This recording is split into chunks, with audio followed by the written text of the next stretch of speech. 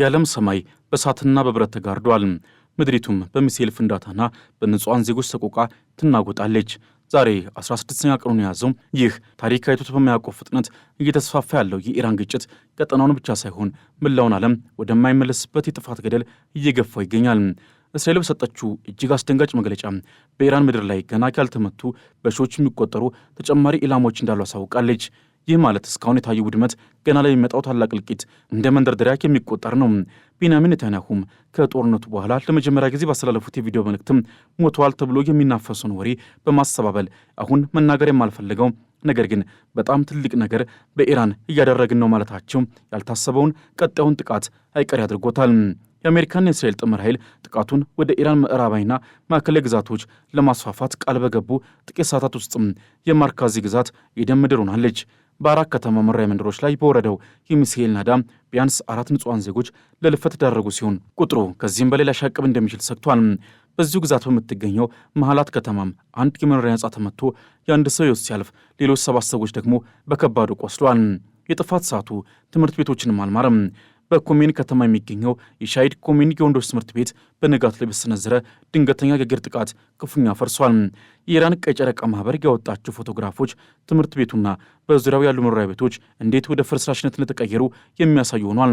ይህ በእንዲህ እንዳለ ከሳምንታት በፊት በሚናብ የሴቶች ትምህርት ቤት ላይ ደርሶ 170 ሕጻናትንና ንጹሐንን ለቀጠፈው አሰቃቂ ጥቃት አጥቂው አካል ተጠያቂ መሆንና ካሳ መክፈል እንዳለበት የሩሲያ አምባሳደር ካዜም ጃላሊ በጽኑ አሳስበዋል። አምባሳደሩ ይህንን የጦር ወንጀል የፈጸመው አካል ለፈጠረው ውድመት ሁሉ ዋጋ ሊከፍል ይገባል ሲሉ ለቴህራን ያላቸውን ድጋፍ ገልጸዋል። በሊባኖስ ግንባር ደግሞ ጦርነቱ ወደ አዲስና አስፈሪ ምዕራፍ ተሸጋግሯል። የእስራኤል 91ኛ ብሪጌድ ወደ ደቡብ ሊባኖስ ዘልቀው በመግባት የምድር ወረራ መጀመሩን አውጇል።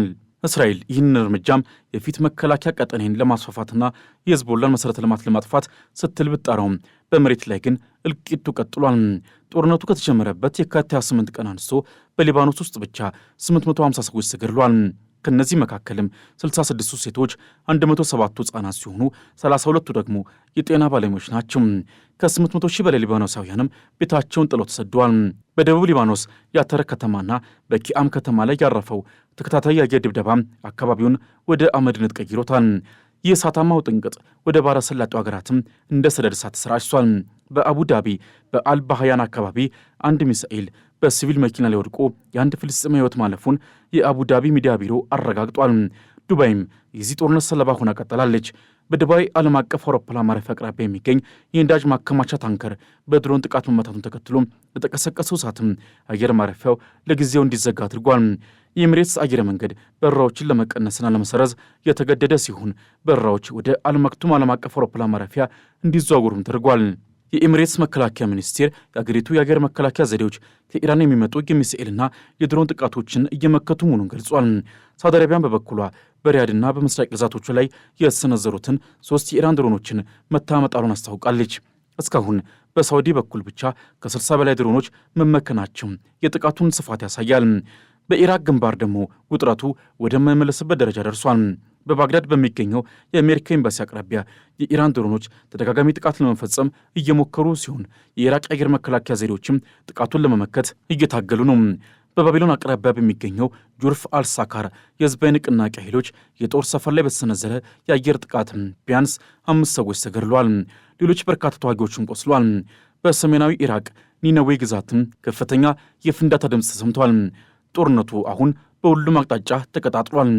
በደቡብ ምስራቅ ኢራን በሚገኘው የቻባሃር ነጻ የንግድ ቀጠና አቅራቢያ የሚገኙ ወታደራዊ ይዞታዎችም በአሜሪካ ጦር አውሮፕላኖች መመታታቸውን የቪኦኤ ፋርስ አገልግሎት ዘግቧል። የአሜሪካው ፕሬዚዳንት ዶናልድ ትራምፕ በሰጡት መግለጫም ኢራን አሁን በጣም ለመደራደር ትፈልጋለች ማለት ቴህራን እየተዳከመች መሆኗን ቢገልጹም በሌላ በኩል ግን ጦርነቱን ወደ ዲፕሎማሲያዊ ቀውስ እየወሰዱት ነው። ዶናልድ ትራምፕ ኢራን ለመደራደር እየጠየቀች ነው ቢሉም ኢራን ግን ይህንን በይፋ አስተባብላለች። ትራምፕ የሆርሙዞች መጠንን ክፍት ለማድረግ የኔቶ ሀገራትና ቻይና የጦር መርከቦቻቸው እንዲልኩ ቢጠይቁም አውስትራሊያና ጃፓን ግን መርከብ ላለመላክ ቆርጠው መነሳታቸውን እያስታወቁ ነው። ትራምፕም ይህ የራሳቸው ግዛት ነው፣ የራሳቸውን ኃይል የሚጠቀሙበት ቦታ ነው፣ እኛ እዚያ ባንኖርም አሜሪካ ብዙ ነዳጅ ስላላት አይጎዳንም በማለት አጋሮቻቸውን አስጠንቀዋል። ትራምፕ ከቻይናው ፕሬዚዳንት ዢ ጂንፒንግ ጋር ሊያደርጉት የነበረውን ታሪካዊ ጉባኤም ሊሰረዙት እንደሚችሉ ፍንጭ መስጠታቸው በዓለም ሀያላን ሀገራት መካከል ያለውን ግንኙነት ይበልጥ አቃውሶታል። ቻይና ከኢራን 90% ነዳጅ የምታገኝ በመሆኗ ወሽመጡን ለማስከፈት እንድትረዳ ትራምፕ ቢወተጉቱም ቤጂንግ ግን የአሜሪካንን ትዕዛዝ ለመቀበል ፈቃደኛ ለመሆኗን እያሳየች ነው። ቻይና ከኢራን ጋር ያላትን የንግድ ትስስር ጠንካራ በመሆኑ መርከቦቿ አሁንም በወሽመጡ በሰላም እንዲያልፉ ኢራን እየፈቀደችላት እንደሆነ መረጃዎች እየወጡ ነው። ይህም ትራምፕን ይበልጥ አስቆጥቷቸዋል። የዓለም ምጣኔ ሀብት በዚህ ጦርነት ምክንያትም ወደ ገደል አፋፍ እያመራ ነው። ጃፓን የነዳጅ አቅርቦቷን ለማረጋጋት በሚል ከግል ኩባንያዎቿና ከመንግስት ክምችት የ15 ቀናት የነዳጅ አቅርቦት ማውጣት ጀምራለች። የጃፓን የአክሲዮን ገበያም ለሶስተኛ ተከታታይ ቀን ከፍተኛ ውድቀት ያስመዘገበ ሲሆን የየን ዋጋም በከፍተኛ ሁኔታ ቀንሷል። የተባበሩት መንግስታት ድርጅት የአየር ንብረት ኃላፊ ሲሞን ስቲል በሰጡት ማስጠንቀቂያ ይህ ጦርነት ዓለም ከነዳጅና ጋዝ ጥገኝነት መውጣት እንዳለባት ትልቅ ትምህርትን የሰጠ ነው ብሎታል። አውሮፓ 90 በመቶ ነዳጇንና 80 በመቶ ጋዟን ከውጭ የምታስገባ በመሆኗ ጦርነቱ የአውሮፓን ብሔራዊ ደህንነትና ሉዓላዊነት አደጋ ላይ ጥሎታል። የጋዝ ዋጋም በአውሮፓ ውስጥ በአንድ ሳምንት ውስጥ ብቻ በ50 በመቶ መጨመሩ አህጉሪቱን ወደ ታላቅ የኃይል ቀውስ እየከታት ነው። የኢራን ቀይ ጨረቃ ማህበር ደግሞ በቴህራን ላይ በተፈጸመ የአየር ድብደባ አንዱ ክሊኒኩና የረድኤት መስጫ ጣቢያው መመታቱን አስታውቋል። የተሰባበሩ መስታወቶችና የወደሙ የሕክምና መሳሪያዎች በየወለሉ ላይ ተዘርግተው ይታያሉ። በኢስፋሃን ግዛትም ማሂድ ረዛ ጃሃንባክሽ የተባለ የቀይ ጨረቃ ሰራተኛ በረድኤት ስራ ላይ ያለ መገደሉን ተከትሎም ዓለም አቀፉ የቀይ መስቀል ማህበር ጥልቅ ሐዘኑን ገልጿል። ጦርነቱ ሕይወት አድን ሰራተኞችንና የሕክምና ተቋማትን ኢላማ ማድረጉን ቀጥሏል። በዚህ ሁሉ ምስቅልቅል ውስጥ ግን አንድ የሚገርም ክስተት እየታየ ነው። ቀደም ሲል በተለያዩ ፖለቲካዊ ምክንያቶች ተቃቅረው የነበሩት የባሕረ ሰላጤው ሀገራት አሁን አንድነት እያሳዩ ነው። የኳታር ጠቅላይ ሚኒስትርና የሳውዲ የውጭ ጉዳይ ሚኒስትር በስልክ በመነጋገር ጦርነቱ በአስቸኳይ እንዲቆም ጥሪ አቅርበዋል። የሳውዲ አልጋውራሽ መሐመድ ቢን ሰልማንና የኤሚሬትሱ ፕሬዚደንት መሐመድ ቢን ዛይድን በመነጋገር የባሕረ ሰላጤው ሀገራት ግዛታቸውን በጋራ ለመከላከል ተስማምቷል። በረመዳን ወር ውስጥ የሚገኘው የአረብ ህዝብም በማህበራዊ ሚዲያ ላይ እርስ በርስ በመጸለይና በመደጋገፍ ላይ ይገኛል። በኢራን አብዮታዊ ዘብ በኩል ደግሞ ሌላ አይነት የጦርነት ስልት ታይቷል። በባህሬን በሚገኘው የአማዞን ዳታ ማዕከል ላይ የድሮን ጥቃት መፈጸሙን የኢራን ይፋ የዜና ምንጮች ዘግበዋል። ይህ ጥቃት ተፈጸመው እነዚህ ዳታ ማዕከላት ለጠላት ወታደራዊና የስለላ ተግባራት እንዴት ድጋፍ እንደሚሰጡ ለማጥናት እንደሆነ ተገልጿል። ይህ የሚያሳየው ጦርነቱ ከባሩድ ባለፈ ወደ ዲጂታልና የመረጃ መሠረተ ልማቶች መዛመቱን ነው። በኩዌት ባህር ዳርቻ ላይ ደግሞ አንዲት የነዳጅ ጫኝ መርከብ በደረሰባት ፍንዳታ ነዳጅ እያፈሰሰች መሆኑ ተዘግቧል። ይህ ሁሉ ጥቃት በዓለም የነዳጅ መስመር ላይ ትልቅ ስጋትን ደቅኗል። የኢራን ጦርነት በሶስተኛ ሳምንቱ ላይ ሲገኝ ከሁሉም አቅጣጫ የሚሰነዘሩ ከባባድ ጥቃቶች ቀጥሏል። የዱባይ ባለሥልጣናትም በከተማ ዓለም አቀፍ አውሮፕላን ማረፊያ አቅራቢያ በድሮን ጥቃት ምክንያት የተነሳውን እሳት በቁጥጥር ስር መዋሉን ገልጿል። ይሁንና ጥቃቱን ተከትሎ በረራዎች ለጊዜው እንዲቋረጡ ቢደረግም ምንም አይነት የአካል ጉዳት ለመድረሱን ባለሥልጣናቱ አስታውቋል። በአሜሪካና በእስራኤል በኢራን ላይ የተከፈተው ጦርነትም ዓለም አቀፍ የአቪዬሽን ዘርፍን ወደ ከፍተኛ ትርምስ ውስጥ መክተቱ ይታወቃል። በሚሳኤልና በድሮን ጥቃት ስጋትም አብዛኛው የመካከለኛው ምስራቅ የአየር ክልል ዝግ ሆኖ በመቆየቱም በረራዎች እንዲሰረዙ እንዲራዘሙና መስመራቸውን እንዲቀይሩ አስገድዷቸዋል። ይህ ቀውስም የነዳጅ ዋጋንም እንዲንር አድርጎታል። ዛሬ ንጋት ላይ የተፈጸመው ጥቃትም ኢራን እንደ አውሮፓውያን አቆጣጠር ከየካቲት 28 ጀምሮ በባሕረ ሰላጤው ሀገራት ላይ ጥቃቷን ከጀመረች ወዲህ በዓለማችን እጅግ ከሚጨናነቁ ዓለም አቀፍ የአገር ጉዞ ማዕከላት አንዱ በሆነው በዱባይ አውሮፕላን ማረፊያ ላይ ለሶስተኛ ጊዜ የተፈጸመ ነው ሲል ሮይተርስ ዘግቧል። ቴህራን እነዚህ ጥቃቶች በአካባቢው የሚገኘውን የአሜሪካ ወታደር ይዞታ ኢላማ ያደረጉ ናቸው ስትል ገልጻለች። ምንም እንኳን የተባበሩት አረብ ኤምሬትስና ሌሎች የባሕረ ሰላጤው ሀገራት እንዲሁም ኢራቅ፣ ጆርዳንና ቱርክ የአሜሪካ ወታደራዊ ተቋማትን ቢያስተናግዱም ኢራን እንደ አውሮፕላን ማረፊያዎች፣ ሆቴሎችና ወደቦች ያሉ የሲቪል ተቋማትን በሚሳኤልና በድሮን ኢላማ አድርጋለች።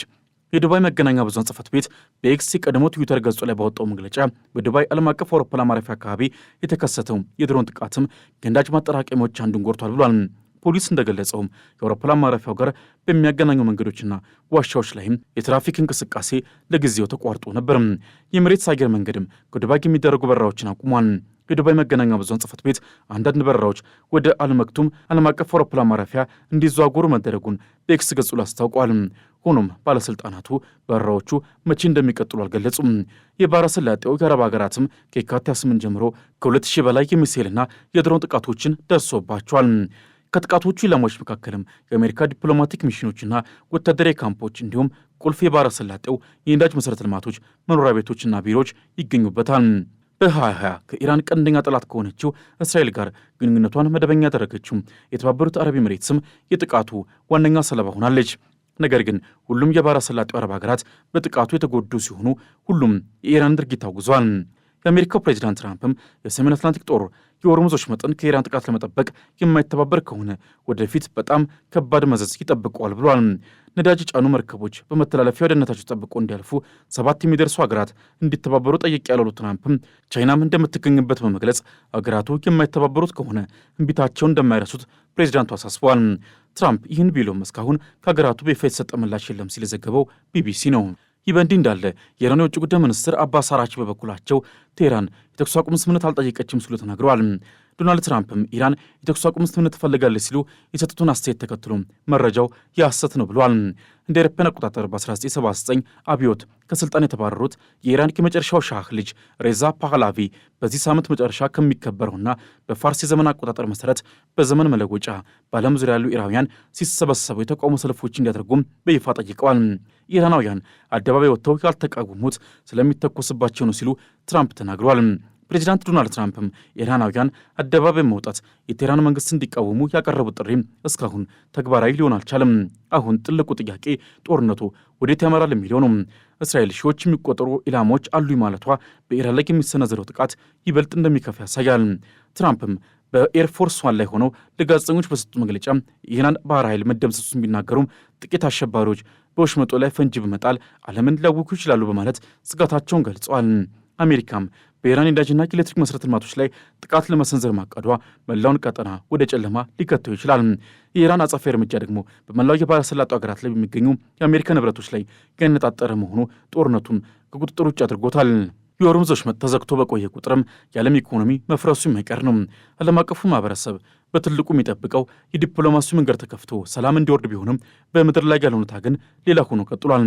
ጦርነቱም ይቀጥላል፣ ጥፋቱም እንዲሁም። ዓለም አሁን እስትንፋሷን ይዛ የመጨረሻውን የጥፋት ድምፅ ትጠባበቃለች። ለዛሬ በዚሁ አበቃን። ቻናላችን ሰብስክራይብ፣ ላይክና ሼር ማድረግ ቤተሰብ መሆን አይርሱም። በሚቀጥለው ጊዜ እስክንገናኝ ድረስ ሰናይ ጊዜ ይሁንላችሁ።